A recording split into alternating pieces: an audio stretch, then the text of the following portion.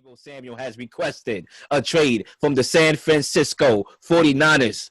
What should we make of Deebo Samuel's trade demand? Now, Zach, I want to throw this right over to you because the last time we talked about Deebo Samuel, you had some strong words for the brother. That was actually an intense debate, and I want to see how you feel now that we went the extra mile, or he, should I say, went the extra mile and has requested a trade. What are your thoughts? Well, Lil, it's funny. I believe I mentioned it on last week's show. I said it's going to be an ugly negotiation, and I think things have officially turned ugly between Deebo and the 49ers. But honestly, when I saw the report that came out that he's requested a trade, I wasn't shocked. This is really the new era and the new landscape when it comes to the wide receiver position in the NFL. Obviously, you have guys like Terry McLaurin and A.J. Brown, and not DK Metcalf, surprisingly enough. It's looking like he's going to report to camp to start off the offseason, which I found interesting. But when it comes to Deebo, it's looking like he really wants to be moved from San Francisco. The 49ers, they're not really giving in to his demands. They're not really ready to give him his money. And once again, I just keep coming back to this.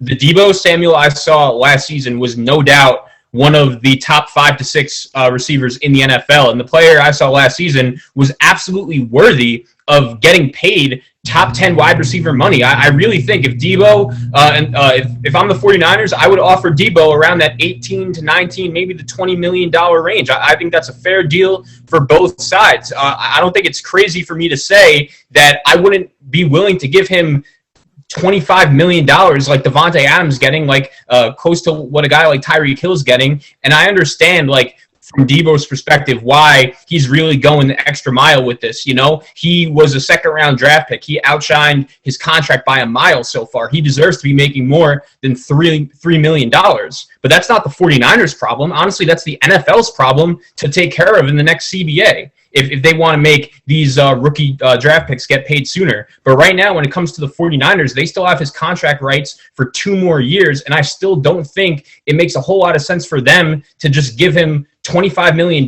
when he still hasn't shown me he could stay on the field and consistently and play at an elite level for 15 games. He did that one season. I just want to see him do it one more time. And then this time next year, when Deebo is approaching that contract year, if he wants the big bag, if he could do it again this year, I would have no problem giving it to him. But this negotiation has officially turned ugly. And honestly, if Deebo, stays firm with this, I'm not playing for any contract less than, $22, $23 million. I think that's about the range he wants right now. Like, I don't think the 49ers have to trade him. I don't think they have to do anything right now. If he really wants to sit out for as long as he wants to if he really thinks that's the best move for him, fine. But if I'm the 49ers, I'm not, like, making that force me to pay him unnecessary money. So that's what I'm thinking right now. You said you want to see him do it one more time in regards to Deebo Samuel. That's what we're talking about here. And I guess we'll see him do it one more time, just not on San Francisco. And I think a lot of that has to do with them. You see, one of the arguments that you brought up the last show, right, about Deebo Samuel being this hybrid wide receiver that plays running back, that plays tailback, that plays wide receiver, and you talked about the art of a running back. You ground and pound. The NFL life years is not as long and lucrative as others because of the wear and tear on your body. And there's nothing that you said wrong in that. But if you're Deebo Samuel, his natural position is wide receiver. He got called from Mr. Kyle Shanahan to play tailback. Why? Because my guy Raheem Mostert tore his leg up week 1, could never stay healthy. That's his problem. Also, when you look at Mitchell, he was hurt. Elijah Mitchell, he was out. So they needed a spark. Why did they need a spark? Because Kyle Shanahan's system is one heavy base. So if Mitchell wasn't there and Raheem Mostert wasn't there, and you're still trying to figure out what kind of guy you have in Jeff Wilson, and you have a quarterback that's clearly an unproven commodity, even though you can argue otherwise, he got a team to the Super Bowl, but we know his limitations. You needed that running game, which is the big part of your offense. So who did you call? The fastest dude on the football field in Deebo Samuel, and said, listen, I need your help. I need you to take on the load. That's not Deebo's fault. Okay, you're going to run me into the ground and then use it against me in negotiations? Hell no. I want out. You're not going to sit here and have me playing wide receiver and have me playing running back and then use that against me. Because if I said, no, I ain't want to play running back, you'll say I'm a bad teammate. Because I declined respectfully. No, he wanted to be a good teammate. He wanted to help his team win. That's why he took on the load of tailback and wide receiver. His natural position is wide receiver. That's what he got drafted to be. They called him to do something else. And now they're going to use that against him in negotiations, potentially, or people are using that as a metric to not pay him. Nah, no thanks. I'd rather take myself elsewhere, where if they're going to use me like that as this hybrid wide receiver, then I'm going to at least get paid or get paid somewhere else and just be my natural position to get paid less. That's basically what it comes down to with him. It's all about respect. You're not going to use my talents and have me doing more than I'm willing to do and not compensate me for it. A guy's not going to work overtime at his job and not expect to get paid. If I work overtime, it's because I want that paycheck. So at the end of the day, Deebo's working a whole lot of overtime. And if the 49ers don't want to pay up, it's about the respect. And right now, it looks like the 49ers don't have none. So Deebo's like, I'm out.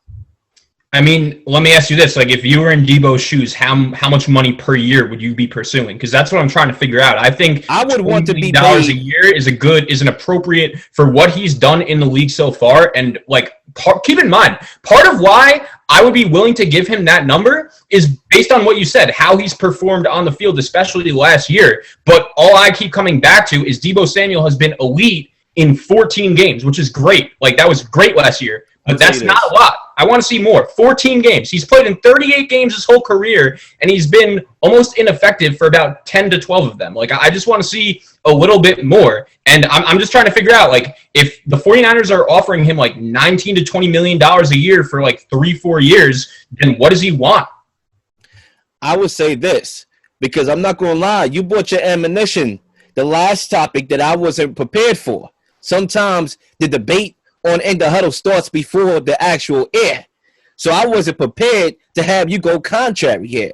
So now I'm prepared. Zach, I'm glad you asked those questions. Number one, I want to be paid right below the highs, right there with Tyreek Hill or nothing less. The reason why is because even though Tyreek Hill has proved more during the course of his tenure, even though Davante Adams has proved more during the course of his tenure, guess what? Davante Adams is not the MVP of his team. That'd be Aaron Rodgers. Tyreek Hill is not the MVP of his team. That'd be Patrick Mahomes. But here on the 49ers, the MVP of this team is Deebo Samuel. So things has changed. I don't care about what these guys and fellas did 2 years ago. I care about what we doing right now. And right now, I am the MVP of the 49ers. And if you're not going to pay me my money, then I'm out.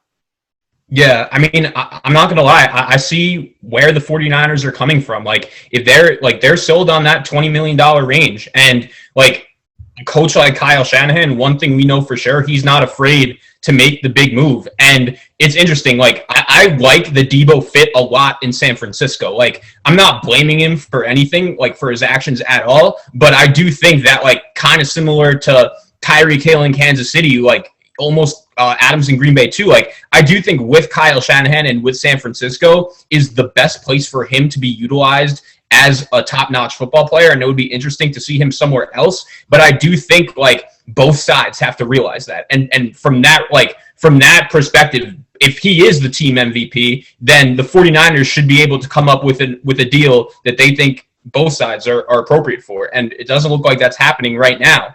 And I'm just interested to see, like, you might think that he's the 49ers MVP, but maybe the 49ers don't feel that way.